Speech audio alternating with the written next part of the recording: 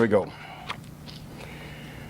I'm challenging the other DFL, Republican, and Independence Party candidates for governor to reveal their plans for eliminating the state's projected $5.8 billion deficit for the next biennium. My opponents are all criticizing me for raising too much money from the richest Minnesotans to reduce that deficit. However, for every $1 billion they won't raise in revenue, they will have to cut $1 billion in spending in order to balance the budget. None of them will tell us where they plan to make those enormous cuts and who will be hurt by them. They say they're ready to lead from day one. However, it's been months since they became candidates for governor, and they have offered only pablum and platitudes. Saying they're for reform or balance is not an answer. It's ducking the issue. It's time they leveled with the people of Minnesota about how much money they intend to raise in taxes, from whom, and exactly where and how much they intend to cut spending or shift it for every dollar of revenue they won't raise. I have said what I will do. I will make the richest Minnesotans pay their fair share of taxes. And my plan would require the richest 10% of Minnesotans to pay just the same percent of their incomes in state and local taxes as they paid at the end of Republican Governor Arne Carlson's first term in 1994. My opponents obviously disagree with me.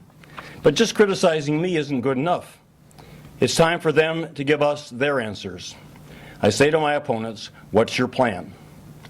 And just to elaborate, the rest of Minnesotans, the 90%, would pay next year, projected under the tax incident study, 12.5% of their incomes in state and local taxes.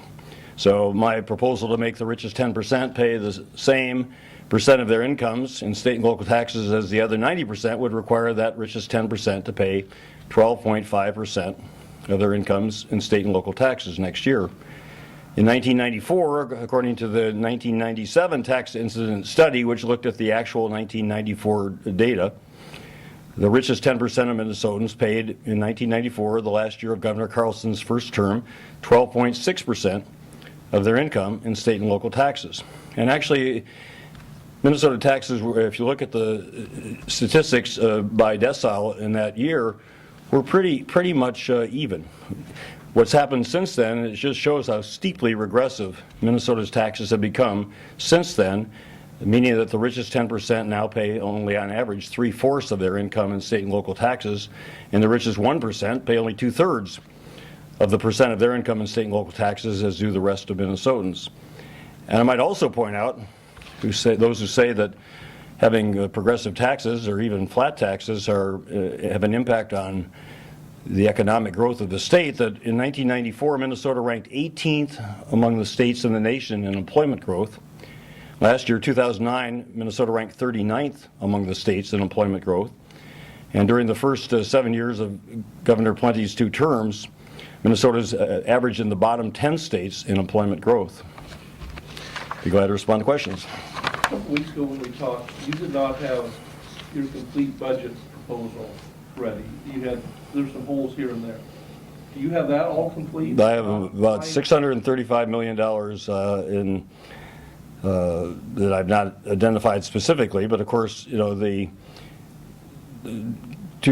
budget for the next biennium, the $5.8 billion deficit, assumes that the entire $1.9 billion shift to the schools would be repaid in the biennium. So by default, if I or someone can't come up with the remaining $635 million in spending cuts, you know, one option would be, which I would choose only as the very last resort, would be to not be able to repay in its entirety the $1.9 billion that was shifted by the governor and the legislature this last session. So you could always factor that in and say mine is a complete proposal. It's far more specific in its detail, both in terms of revenues, the $4 billion from making the richest Minnesotans pay their share, the $685 million additional in tax expenditures and additional revenues raised to the $670 million in cuts proposed than anybody else has proposed. Where would the cuts come from? Sorry. Well, I can send you the exact list, but it's I'd consolidate the Minnesota Trade Office and put that into the governor's office and save that. I'd reduce the testing under No Child Left Behind, state and federal required. I'd reduce by half the outsourcing private contracting. I raised that issue last week again with regard to the MnDOT's outsourcing of contracts, but that's true of all state agencies, about $889 million for the entire biennium. I'm sorry, how much is it for the biennium? Yeah, $885 million for the biennium. So cutting that in half. What MAPE calls lop the top, eliminating some of the positions at the very top, the mostly political unclassified positions in state agencies. I can send you the detailed list, but it is detailed. How can you draw up a budget like this without actually being in government, in state government now, and having contact with the agency? Well, why can't they say they have to be in the position and have a better feel for it than just being a candidate? Well, some are legislators or former legislators who have been working with the state budget proposals for the last number of years. They ought to have some detail. I mean, if Speaker Kelleher, for example, says she's going to raise $1 billion in revenues, then that leaves $4.8 billion in either cuts or shifts. Mr. Intenza says he's going to raise $2 billion in revenues. That leaves $3.8 billion in cuts and shifts. Mr. Horner says his are pretty much more unspecified. Representative Emmer says he's not going to raise anything in taxes.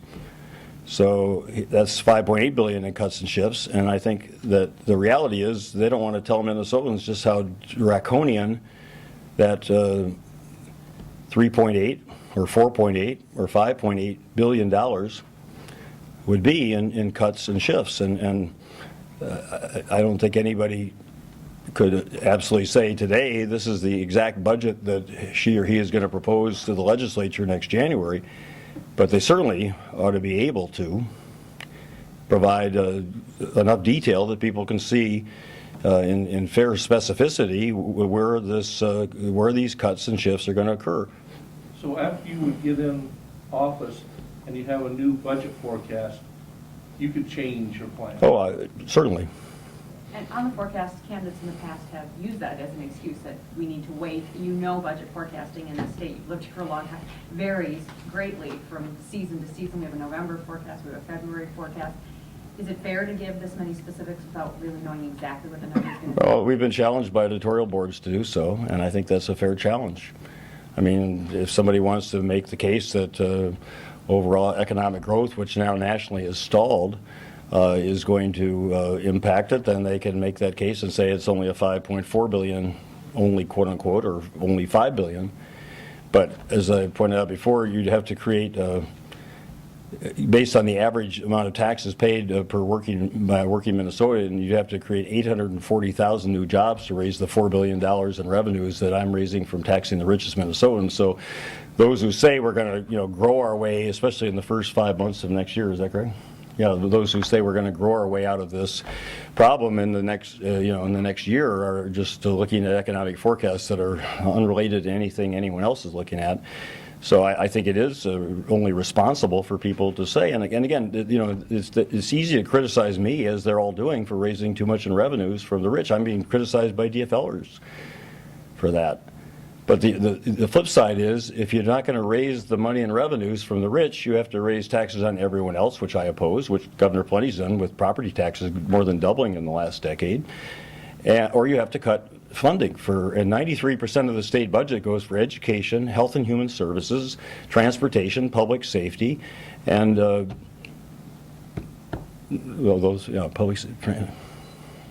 education, health and human services, transportation, public safety, and local government aids, 93%. 3% goes for the state debt service.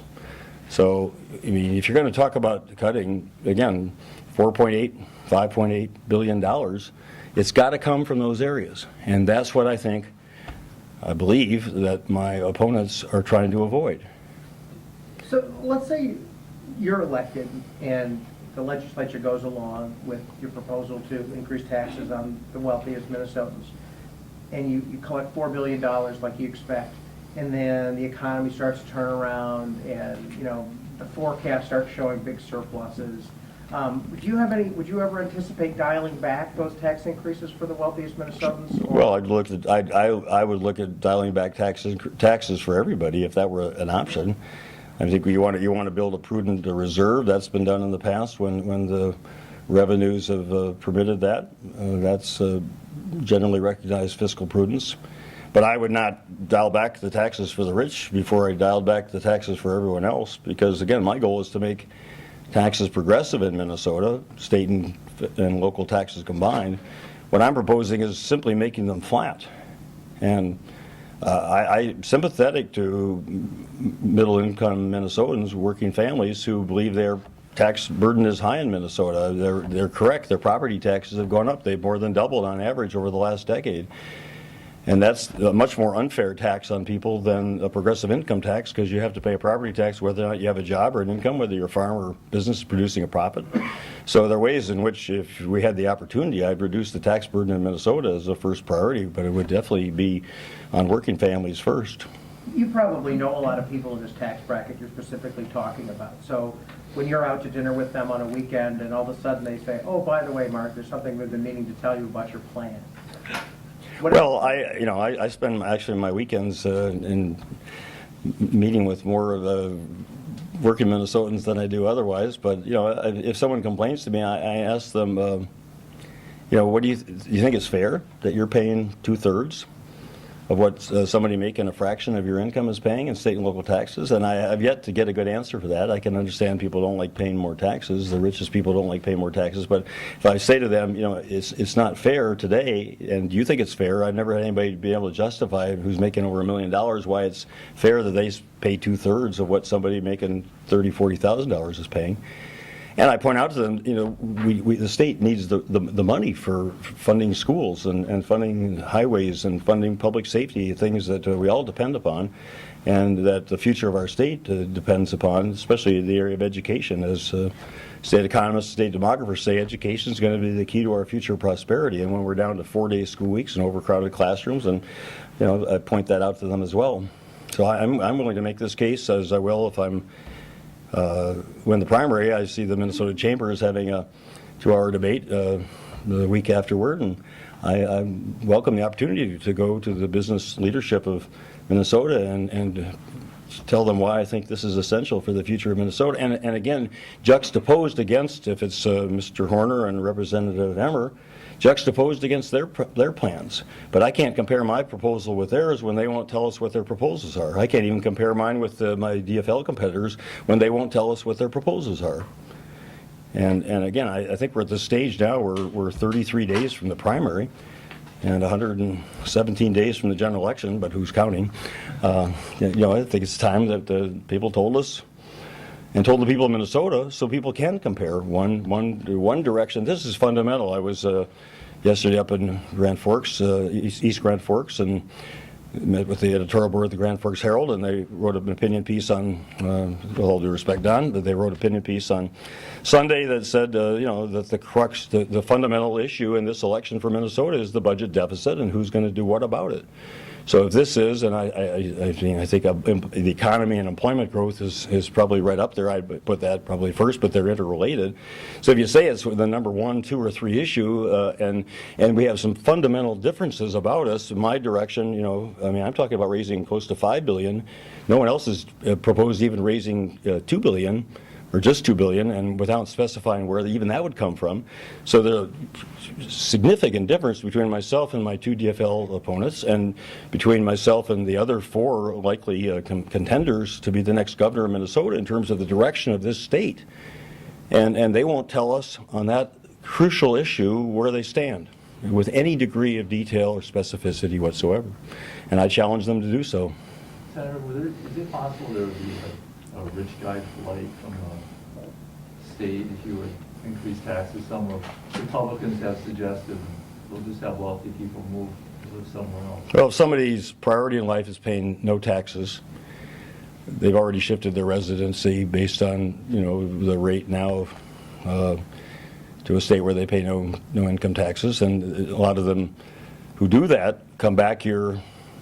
I can't say a lot. Some number of them, I don't know the number, but I certainly know from personal experience that some come back here for 5 months to 5 months and 29 days a year, and I've said I will close that loophole and require people to pay percent pay income taxes based on the percent of the time that they're residing in Minnesota. But, if somebody's priority in life is to pay no taxes, just as if it's a corporation's priority. Byron Dorgan pointed out there's a 10-story building in the Cayman Islands that has over 1,100 corporations headquartered there on paper, so they can avoid paying their proper share of U.S. taxes. I mean, I think it's unfortunate that that attitude exists. I mean, that's not something I can stop, but I just find those, I remember my Uncle Ken, who's now passed away, and years ago, we have a family meeting once a year. We look at our collective financial situation and aggregate situation, and our collective income was up from the year before, so our taxes paid was up, and one of my conservative cousins was complaining about paying more taxes, and my Uncle Ken looked at me and said, we should want to pay more taxes, because that means we're doing better. And his belief was, and I share that belief, that if you're doing better, then you pay more in taxes because you can afford to pay more in taxes, and because, as Shirley Chisholm once said, taxes are the rent we pay for being citizens of this democracy. It's for being part of the collective needs of this society. And if I stand for anything in this campaign, and I would stand for anything as governor of Minnesota, it would be that sense of a collective responsibility that we have, and our individual responsibility to that collective need, which is the education of our children, which is good infrastructure, good health care, good quality of life, good state and local government services, upon which all of us depend, and upon which the well-being of this state depends, upon which the success of this state in the past is dependent, upon which the success of this state in the future is dependent. And if people don't believe that with me, then they'll have other choices. But that's what I fundamentally stand for, and what I will do as governor, and I mean it when I say I will do it. And the alternative, and again, that's why I keep coming back, the alternative is cut another $5.8 billion from education. I mean, as I've said before, hypothetically, you could balance the state budget by providing public school 3 days a week. It'd be crazy to do so. It'd be terribly destructive.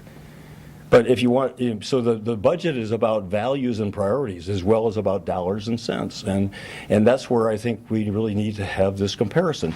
What are the values and priorities of those who say we don't think the rich should pay even the same percent of their income in state and local taxes as the rest of Minnesotans, and therefore we'd rather cut X, Y, and Z. And I think we have a right to know what X, Y, and Z really are.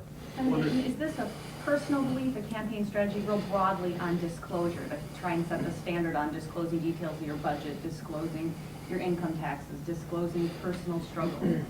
Where does this, desire to be out front on disclosure? That's, I guess, the personal conviction I bring to public office. And again, people can judge me for who I am, and that is my belief, and I think people have a right to know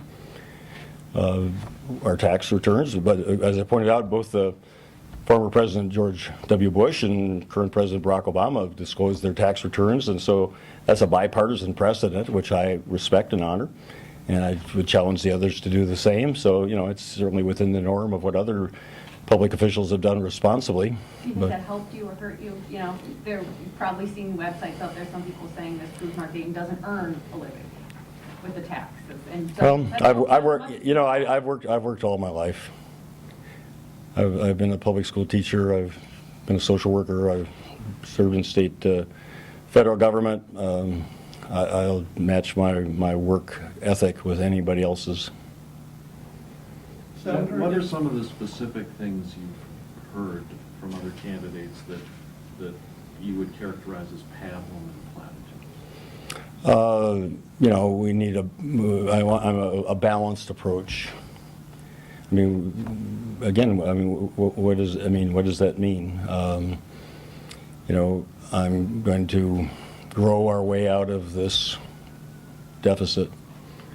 I'm looking at the studies that others have done, Better Minnesota, Bottom Line, and the Minneapolis Foundation, and they've suggested this and they've suggested that without saying this is what I'm for. I'm going to reform taxes. And Mr. Horner's comment, I'm going to reform taxes. Well, how? I'm going to broaden the base of the sales tax. Does that mean you're going to tax clothing? Does that mean you're going to tax services? Sales tax is inherently regressive. So how are you going to broaden the base or reform it without making it more? I'm going to consider giving the counties the sales tax option. That means the richer counties can raise the sales, put an optional sales tax, and they can raise more revenues. But, what happens to Wadena County? What happens to Crow Wing County, Polk County, Roseau County, Kitson County, the ones that don't have, could do it, but aren't going to raise anything from it? What does that do to the balance of local government income? And is that a substitute for local government aids? In which case, it's inherently much more regressive. So, I think it was actually, I read once John Gunyu said, cutting a budget is easy, reforming is hard. He said, I can take a red pen and cut the budget watching television. But reforming is hard, and I don't agree with the first part of that. I think cutting is very hard, but I would agree that reforming is, again, it's a rhetorical word, but it's meaningless without the details. And so that's where I think, people have an obligation to provide the details. Senator, I would have to think that Minnesotans must be confused. You say we need to tax the rich to be fair, and other people say if we do that, we're driving away business and we're going to hurt ourselves. How do voters sort this out? I suggest they look at the facts. That's why, as I said, under Governor Arnie Carlson, who came in, and I don't remember the details of the first 4 years, but as I recall, he reduced taxes for what Governor Perpich had done. And I don't remember, again, I can't say what the details of that were, but at the end of his first term, 1994, the richest 10% of Minnesotans were paying, according to the Department of Revenue, 12.6% of their income in state and local taxes. And we were 18th among the states in employment growth. Well, now, 15 years later, 2009, the rich are paying, what, 9.8%? 10. That's the objective one, but anyway, let's say 10% of their income in state and local taxes. And we're 39th in employment growth. So the facts belie the reality. I was Commissioner of Economic Development back in the 70s and 80s when we had more progressive taxes, and I heard consistently businesses are leaving the state, and you can almost find an individual business has made a particular decision, but you need to look at the aggregate numbers. Are we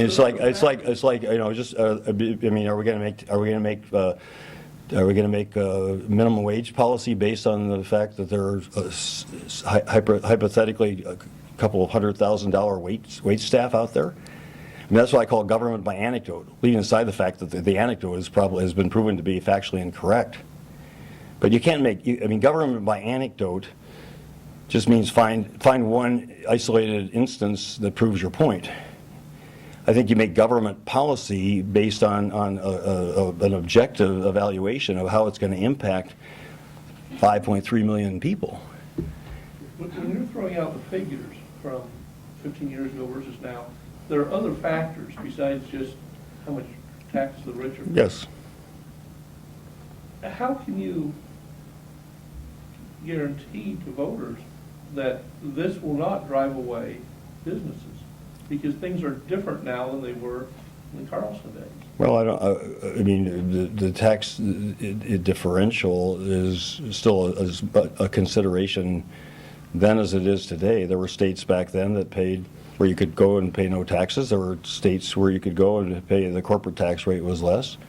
I don't think the basic economic parameters influencing business decision making have changed. And again, I think if you look at where Minnesota stands relative to other states, I don't know what better measure is there of overall economic growth than employment growth relative to the other states. That takes into account the fact that the economic cycle fluctuates.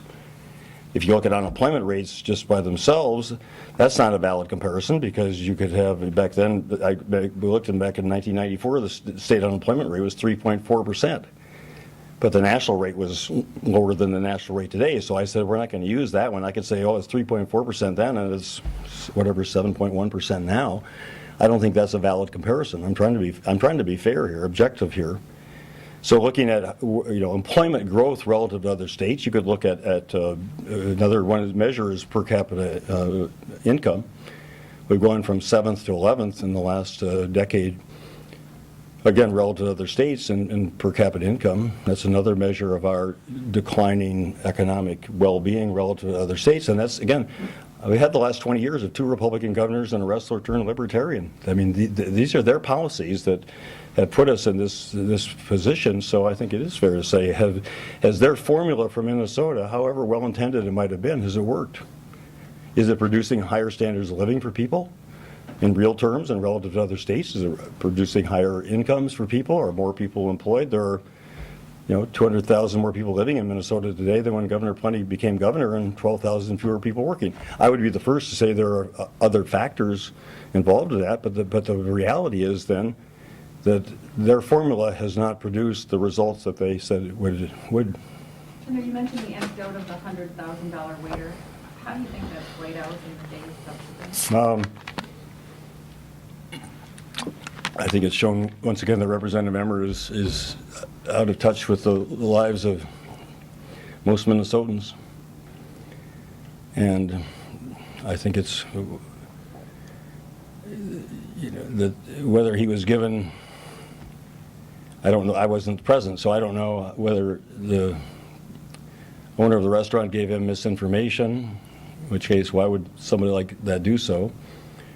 Or whether he took the information and presented it differently from how it was given to him, I don't know. But I don't know how anybody who's in touch with the economic reality of the daily lives of working Minnesotans, and certainly working wait staff, and knows that the objective information from the Department of Employment and Economic Development is that the average wait person earns $18,000 to $19,000 a year.